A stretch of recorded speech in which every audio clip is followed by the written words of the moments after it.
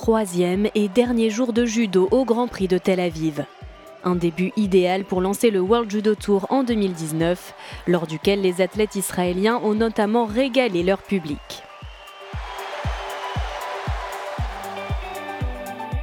La France aura su aussi tirer son épingle du jeu avec 2 médailles d'or ce samedi.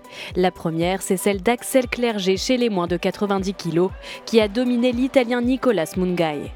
En perte de vitesse l'année dernière, le Français tenait à prendre sa revanche et à renouer avec la victoire en Israël.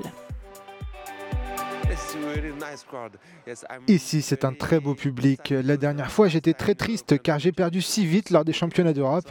J'avais envie de revenir dans cette salle car il y a toujours une bonne ambiance, comme à Paris. Beaucoup de gens aiment le judo, ils encouragent beaucoup. C'est agréable de combattre ici. Côté féminin, la Slovène Klára Apotéka remporte son premier titre en Grand Prix. Dans la catégorie des moins de 78 kg, elle s'impose en finale face à la Kosovare Loriana Kuka. Un combat remporté au bout du suspense par Wazahari.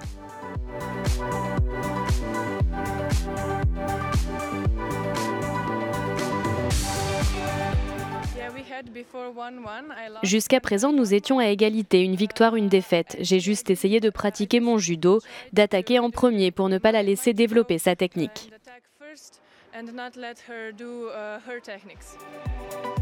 La deuxième médaille d'or tricolore est pour Alexandre Idir chez les moins de 100 kg. Le Français est venu à bout de l'Irlandais Benjamin Fletcher, remportant ainsi son premier titre depuis 2 ans. Dans la catégorie des plus de 78 kg, c'est l'Azérie Irina Kinserska qui s'impose, son deuxième titre consécutif en Grand Prix.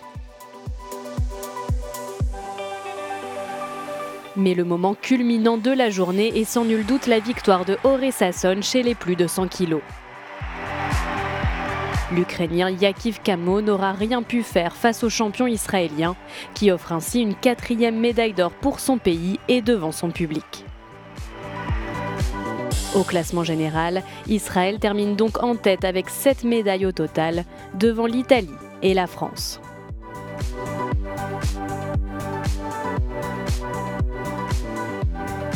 Et pour terminer, le plus beau geste du jour revient au médaillé d'argent chez les moins de 90 kg, Nicolas Mungai.